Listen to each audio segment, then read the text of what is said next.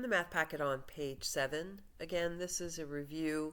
We're still in the review portion, the reactivate portion of our trig lesson, where we're going to review how to produce angles as we rotate around an XY plane. So we can get positive or negative angles depending on whether we rotate counterclockwise. Regardless of whether we get negative or positive, we are always going to rotate from the positive side of the x-axis. As we rotate into quadrant 1 or quadrant 2, etc., we now have a ray or some kind of arrow pointing that represents the rotation to create this angle here. And this is called the terminal side, the part that is rotated. The initial side is the positive side of the x-axis where I start. When I rotate counterclockwise, I always produce a positive angle, whether it's radians or degrees. Same thing with this here, except I'm starting at the initial side, the positive side of the x-axis, but I am not rotating counterclockwise. I am rotating clockwise to produce the terminal side. That produces a negative angle. Clockwise is a negative angle. And we number our quadrants based on a positive angle or counterclockwise rotation, with one being the quadrant where both x and y are positive, to quadrant 2 going counterclockwise where x is negative, y stays positive. Quadrant 3, and continuing our counterclockwise rotation, where both x and y are negative, and then getting back to the initial side by going through quadrant 4 where x is positive but y is negative. Coterminal angles are angles that share the same initial and terminal side.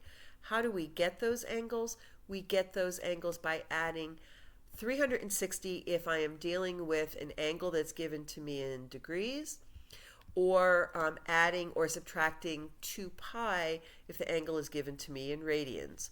So in my picture here, I did a rotation from the initial side to this terminal side, producing a 30-degree angle. You can see that when I rotated counterclockwise, I got a 30-degree angle. If I add 360 to that, I end up in exactly the same place in the same quadrant. That makes 390 degrees have basically the same properties as an angle that only rotates 30 degrees. And then if I go clockwise, starting from the initial side and now going clockwise around, I end up in the first quadrant, but now I've got a negative 330 angle. So to get a coterminal angle, I am going to subtract 360.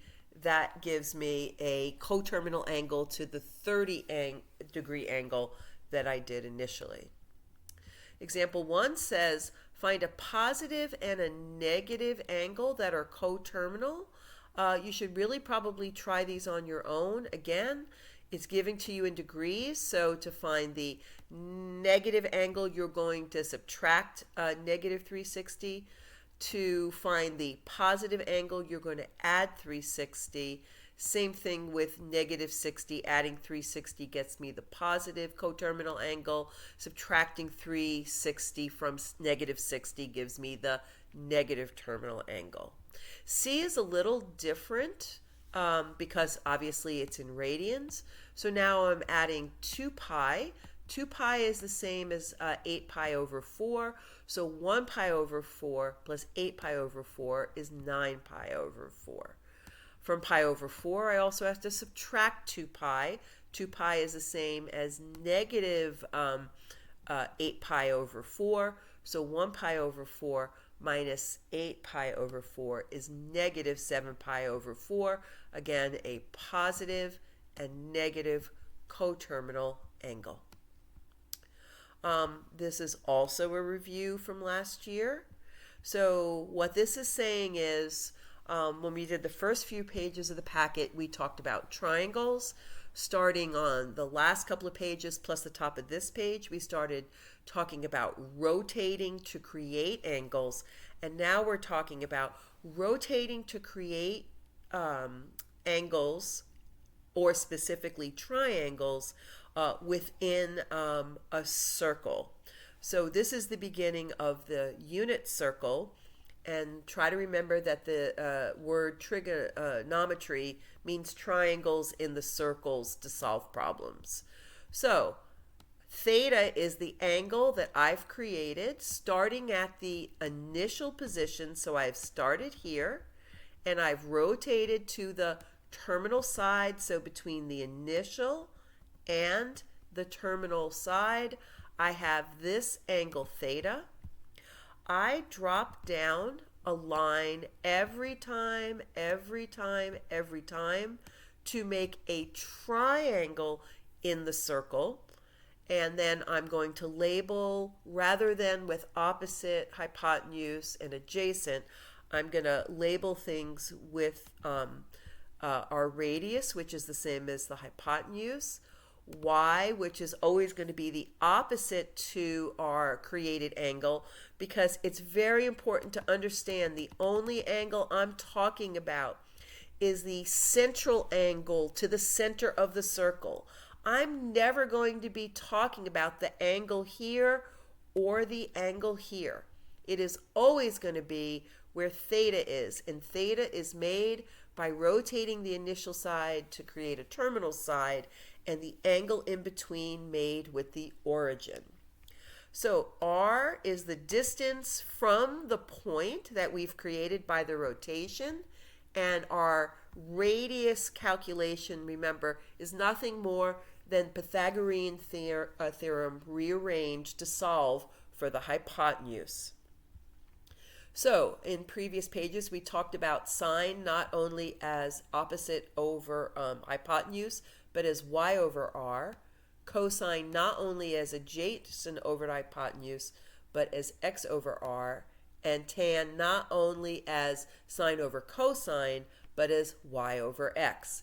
Keep in mind that when I am dividing, I can never have a zero value for the x or y. That doesn't matter for the radius, because with the radius, remember I've told you before, the radius is always positive. The hypotenuse, the radius is always positive. Cosecant is nothing more than doing the reciprocal of sine, r over y.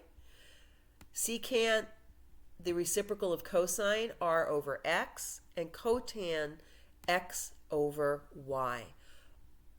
I always try to keep the reciprocal functions together when I'm asked to produce ratios for all 6 trig functions. So when I do sine as y over r, the very next ratio I will produce is r over y, because I just need to do the reciprocal. Same with cosine and secant, same with tan and cotan. Now, when I've done the rotation in this first picture, I've rotated to the first quadrant. In the first quadrant, x and y are positive. But I may not stop my terminal side in quadrant 1. I may go to quadrant 2. And when I have rotated from the initial side to the terminal side, I am going to still drop down always to the x-axis to make my triangle with the angle in between the x-axis and the terminal side. But notice now that I'm on the other side of the x-axis, x is now negative, y is positive in quadrant 2. In quadrant 3, when I continue to rotate from the initial side to the terminal side, forming the angle between the x-axis and the terminal side. Now that I'm in quadrant 3, x is negative and y is negative. Last quadrant is quadrant 4, a rotation from the positive side of the x-axis counterclockwise to the terminal side. In quadrant 4, when I'm in quadrant 4, I am still on the positive side of the x-axis, but because I've dropped a line down to meet point P on the circle, x will be positive, but y will be negative. Page 8, trig functions of an angle theta determined by a point. In example 2, we will be given a point. We are going to rotate from the initial side to that point to form the terminal side, and then they want us to do all 6 trig functions.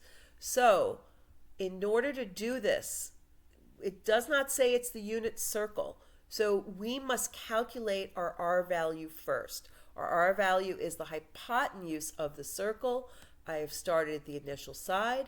I have rotated to the second quadrant. I know that because x is negative and y is positive. When I've dropped my line down, oops, I went too far. When I've dropped my line down to the x-axis, I've formed my angle theta, and I can start labeling. My sides. I don't know why this 3 is here, so I'm just going to cross it out. But I know that because I'm on the left side of the y-axis, I know that the x value based on the point given is -3, and the y value is +2. I'm going to use Pythagorean to figure out what the r value is, and it ends up being square root of 13. I'm just using the formula given on the bottom of page 7. Now I have all 3 sides, -3 for x, 2 for y, and square root of 13 for the hypotenuse or radius. So start with sine, y over r. Do the reciprocal. Please, again, don't worry about rationalizing for now. Unless the instructions say rationalize the denominator, you can leave the radical in the denominator. Now that I've done sine, do the reciprocal, which is going to be r over y. So you're just going to flip the fraction you did in the first place. Cosine is x over r. Make your ratio. Flip that ratio to create the secant. The negative does not go away. Reciprocal does not mean negative reciprocal. Keep the sign. Tan is going to be y over x, which is -2 over 3. Cotan is going to be x over y. Now for letter B, it's a little different because you are not going to be making a triangle. How do I know? The y value is 0. So when I am rotating, this means I am rotating to most likely, and I think it's pretty true, it's going to be the negative side of the x-axis. So this is what my graph looks like. I still need to calculate the radius, but the point tells me since I have started here and rotated to here to create the point -5, 0, there's no triangle that can be made if I'm already on the x-axis. The triangle comes from the rotation of the terminal side and a line dropped down from the point given to the x-axis. I'm already on the x-axis. So step 1 for a problem where y is 0, or even for x is 0 when you're on the y-axis, is to calculate the radius using the x and y value. The radius happens to be 5. So now again you're going to do your ratios. Sine is y over r, so it's going to be 0 over -5, which is 0. Cosecant is going to be 5 over 0. that is undefined. So I've used the symbol phi. Phi means undefined. You could also put UND if you'd like. Cosine is x over r, so it's going to be negative 5 over 5, meaning the cosine ratio is going to be negative 1. When you flip negative 1, you still get negative 1. That's your secant ratio. Tangent is going to be 0 over 5. Remember, 0 cannot be in the denominator, but 0 is okay in the numerator. 0 over 5 is 0. However, when I flip the fraction to make cotan, it becomes 5 over 0, which is undefined. You can use UND, or you can use the phi symbol, the one I highlighted here in pink. All right, how do I form a reference angle, and why is that important? I am not going to be able to use a calculator for this part of the packet, or probably this packet at all. I have to use the rotations to tell me what angle I'm dealing with, so I can go back to my Pythagorean triples and the special right triangles that I told you to memorize. So what is a reference angle? A reference angle is the smallest positive angle between the rotated terminal side of the given angle and the x-axis. It is always the x-axis. You cannot make a reference angle by doing the angle between the terminal side and the y-axis. This angle means nothing. It is this angle here that's important. This angle here. This angle here. It has nothing to do with the y-axis. It's the terminal side and the x-axis. When you end up in quadrant 1, you don't need to calculate a reference angle because you already have a small positive angle, an acute angle.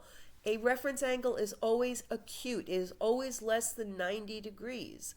So since your rotation produces a 60-degree angle, there's no need for a reference angle. I am my own reference angle in quadrant 1.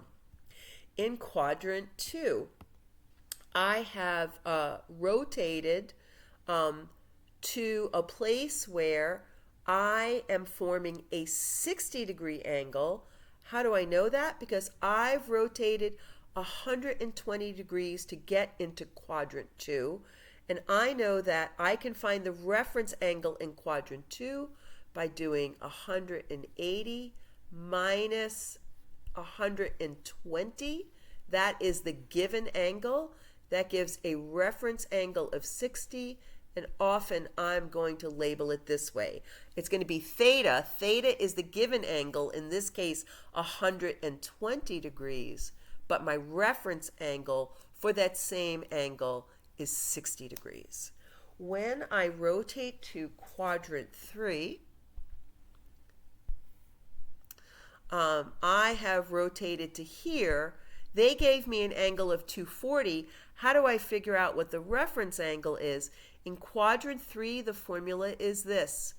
The given angle, in this case 240, minus 180. Why am I minusing 180? Because I've gone past the x-axis a little bit to form an angle in quadrant 3. And 240 minus 180 is 60 degrees. Again, the reference angle. Quadrant 4, I've rotated from the positive side of the x-axis into quadrant 4. I have almost made it all the way back to the x-axis, but the reference angle forms that angle that is the short, basically the amount that I'm short from rotating a complete circle all the way around. So to find out what the reference angle of 315 is, I'm always going to do, when I'm in quadrant 4, 360 minus the given angle, which is 315. That's a 45-degree reference angle. So The instructions for example 3 are to sketch the angle in standard position and then find the reference angle. Remember, the reference angle is always positive, even if I rotate clockwise to form a negative angle. A tells me 225. Well, 225 is the given angle. The given angle is greater than 180. That puts me in quadrant 3, which means the formula is 225 minus 180. That gives me a reference angle of 45 degrees. So the answer is 45 degrees. For the second one, it's 7 pi over 6. 6 pi over 6 is the same as pi, which is the same as 180. Again, I have gone past the x-axis to get to the third quadrant. In the third quadrant, if I am doing radians, rather than subtract 180, I'm going to subtract pi. Again, pi is the same as 6 pi over 6. So I'm going to take the given angle minus pi in the form of 6 pi over 6 to get a reference angle of pi over 6. Lastly, for C, I am rotating from the initial side to the third quadrant because the negative tells me to go clockwise. It doesn't matter that I went clockwise to form the negative angle to begin. I don't know if I have a negative sign there, but there should be a negative sign there. I am in the third quadrant, and in the third quadrant, I am going to subtract the 180. So, I'm sorry, I'm going to subtract the 120 that I'm given. So, if it's 180 minus 120, I am going to get a reference angle of 60. So it would take 60 degrees to complete a half circle rotation to make 180. I'm short by 60 degrees. The reference angle must always be positive, so the answer is 60 degrees. In example 4, they are giving me a reference angle and they're telling me to create it in all 4 quadrants. How do I know? Because they're saying, give me the reference angle between 0 and 360 in degrees, between 0 and 2 pi for radians. I always am going to have a positive angle, and because I'm going between 0 and 360 or 0 and 2 pi, that represents one counterclockwise rotation. Remember, the angle they give me is not like example 3. They gave me the reference angle. So now, once I have the reference angle in each quadrant, quadrant 1, quadrant 2, quadrant 3, and quadrant 4, I've got to say what the positive angle is for the rotation, not for the reference angle. So remember, in quadrant 1, I am my own reference angle. So if it's pi over 3 as the reference angle, the rotational angle, or theta, is also going to be pi over 3 because they gave me the range, or the, I guess it's really more of a domain of 0 to 360 and 0 to 2 pi. I need to give my answers both in degrees and in radians. In the second quadrant, I have rotated all the way to here to form my reference angle in quadrant 2. Remember, I'm going to have 180 minus the reference angle in order to get this rotational angle. So pi is a half circle rotation getting back to the x-axis. I'm short by the reference angle, so the rotational angle into quadrant 2 is 2 pi over 3. In degrees, pi over 3 is the same as 60. Pi is the same as 180. 180 minus 60 is 120, is the same as 2 pi over 3. A rotation from the initial side into quadrant 3 means I've gone beyond a half circle or pi rotation. I've gone past it by pi over 3. That means I'm going to add pi over 3 to pi or 180, which represents the half circle rotation. Remember, I've gone beyond that. So pi over 3 plus pi is pi over 3 plus 3 pi over 3, which is 4 pi over 3.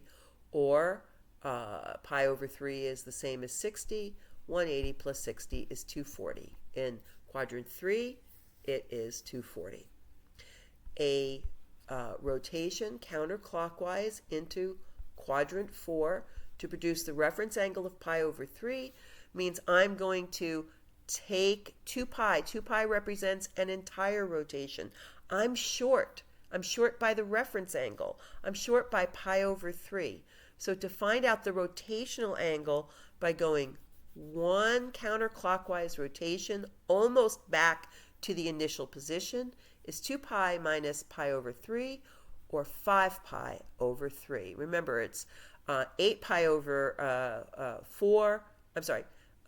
It's 6 pi over 3 minus pi over 3, or 1 pi over 3 is 5 pi over 3. Same thing, pi over 3 is 60 degrees. 360 minus 60 degrees is 300. So when the reference angle is pi over 3 in quadrant 4, the rotational angle is 300.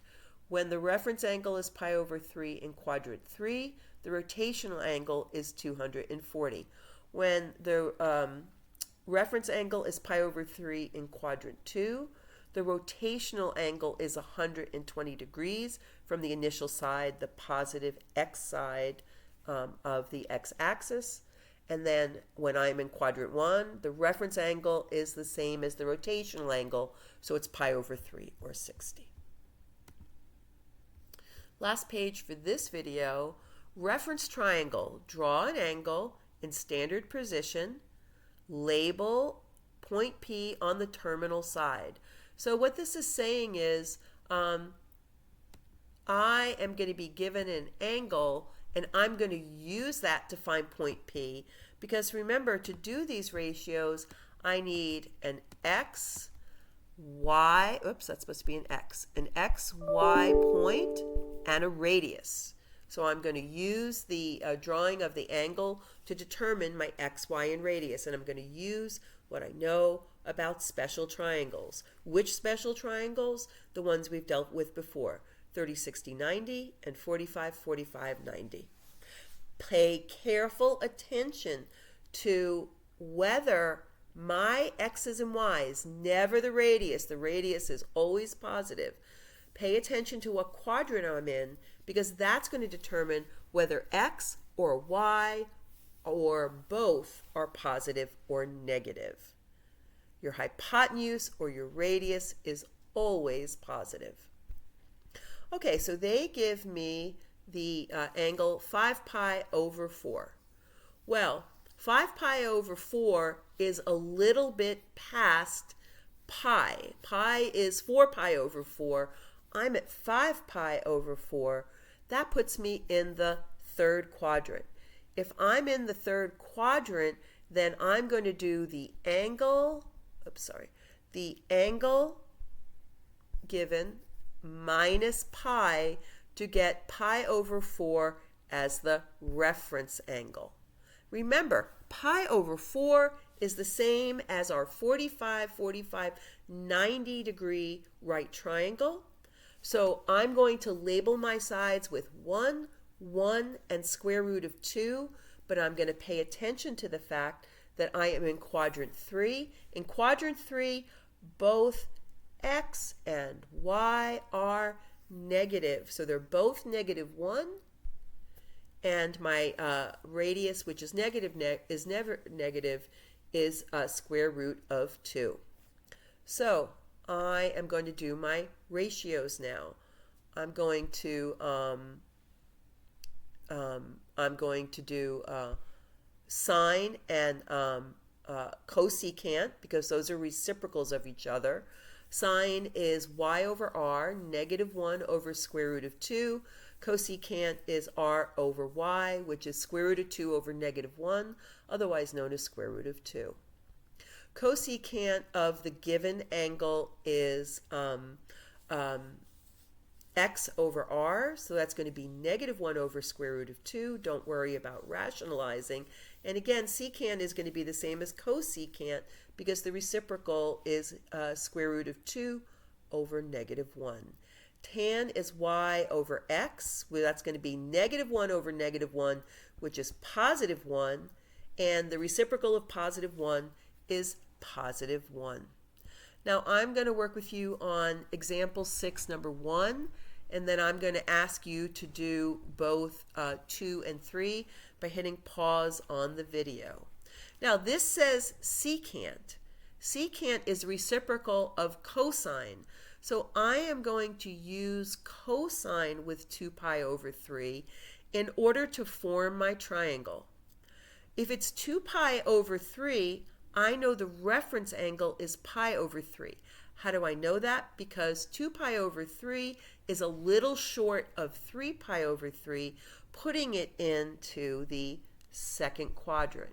If it's in the second quadrant, I'm going to do 180 or pi minus 2 pi over 3. 3 pi over 3 minus 2 pi over 3 gives me a reference angle of pi over 3. Pi over 3 is the same as 60. So I'm going to use my 30, 60, 90 right triangle. Across from 60 is square root of 3. Y is positive in quadrant 2. My x value is going to be negative because I'm in quadrant 2. Across from 30 degrees is negative 1. Our radius, which is across from 90, is always positive, and it's 2. This one only asks for secant. I don't need to do all 6 angles. So I'm going to take cosine, which is x over r. I'm going to flip it to be secant, which is r over x. X over r is going to be negative 1 over 2. Secant is going to be r over x, so it's going to be 2 over negative 1. My final answer for 6-1 is negative 2. Please hit pause before I expose the answers for 6-2 and 6-3. 4 pi over 3 is again in quadrant 3. The reference angle is pi over 3. 4 pi over 3 minus 3 pi over 3 is pi over 3. Again, it's a 30, 60, 90 right triangle. In quadrant 3, both x and y are negative. The radius is never negative. So since I have to do a sine ratio, it's y over r. So it's going to be negative square root of 3 over 2. For the last one, this is going to be 11 pi over 6 is going to be in quadrant 4, because if it was 12 pi over 6, I would have done a full rotation. So I'm a little bit short again. I'm short by pi over 6. That's the reference angle. Pi over 6 again indicates it's a 30, 60, 90 right triangle. Being in quadrant 4 tells me that x is going to be positive, y is going to be negative. I just need to do a cosine ratio, which is x over r. X is square root of 3, and r is 2. Final answer for number 3. For number 4, I am going to do an angle in quadrant 2. How do I know? 3 pi over 4 is a little less than pi, or 4 pi over 4, making my reference angle pi over 4. This time my triangle is a 45, 45, 90 right triangle. I'm in quadrant 2, so that's where x is negative, y is positive, and the hypotenuse or radius is going to be square root of 2. This asks me to do a cotan ratio, which is x over r. X is negative 1. Oh, I take that back. Tangent is y over x. So cotan is x over y. So that means x is negative 1, y is positive 1. Negative 1 over 1 gives me a cotan of 3 pi over 4. Final answer, negative 1.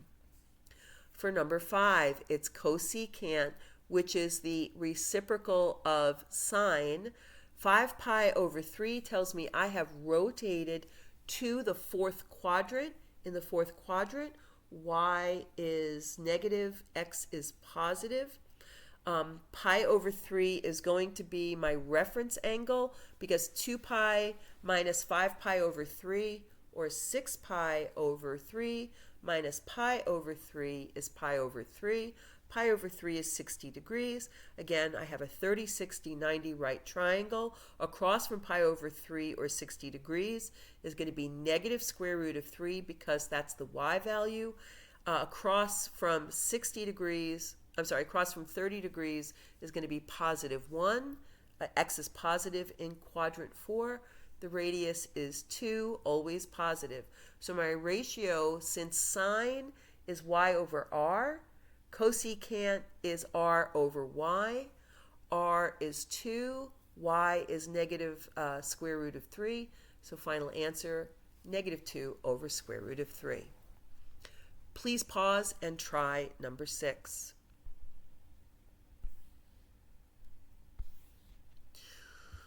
Negative pi over 6 is a rotation clockwise into quadrant 4. In quadrant 4, if it's pi over 6, that's going to be your reference angle. That small acute angle is your reference angle. It's also 30 degrees. So across from pi over 6 in quadrant 4 is going to be negative 1 because y is negative in quadrant 4. The x value, square root of 3, is going to be positive. X is positive. The radius is 2, always positive. So I need a sine ratio, so I am just going to do y over r, negative 1 over 2. 330 is a rotation into the fourth quadrant, and 360 minus 330 gives me a reference angle of 30. Again, a 30, 60, 90 right triangle. Across from 30 is going to be 1, but it's negative 1 because y is negative in quadrant 4. The x value is square root of 3. For secant, that is going to be the reciprocal of cosine. Cosine is x over r, so I'm going to do r over x, or 2 over square root of 3. Hit pause again to do number 8. For number 8, it's a cosecant of 150. 150 is a rotation into the second quadrant. 180 minus 150 is 30 degrees. Again, a 30, 60, 90, where y is positive, x is negative, radius is always the same. Cosecant is the reciprocal of sine, and sine is y over r, so I'm going to do r over y, or 2 over 1, which is 2. For tan, it says negative 225, which is a counterclockwise rotation into the second quadrant. That produces a 45 degree angle, so I'm back to a 45, 45, 90 special right triangle with sides of 1, 1, square root of 2. However, because I'm in quadrant 2, the x value is negative, the y is positive. It wants a tan ratio, which is y over x. So that's going to be 1 over negative 1, which simplifies to negative 1. I will see you in the next video starting on page 11.